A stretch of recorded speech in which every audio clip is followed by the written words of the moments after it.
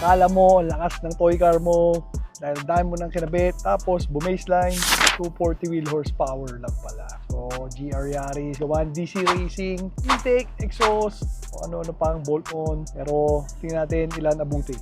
Huwag kalimutan, traction off. Tapos, usually, third gear kami tumatakbo. Ito na yung unang run na may tune. Customize natin yung tune dahil walang kotse magkakamuka. Testing hanggang sumakto. So, in general, yung Japanese na exhaust, dahil tahimik, sumusunod sa restriction, mas mahina ng konti kaysa sa mga ibang bansa na mas maluwag, malaki, walang pakialam sa ingay. Ganon sa FL5, ganon din sa GR Yaris.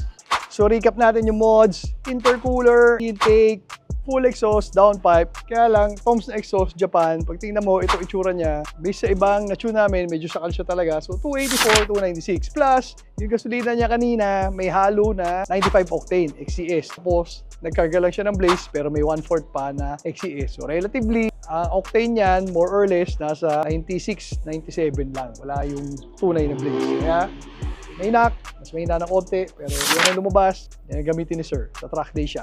So, tanong ka lang, car friend.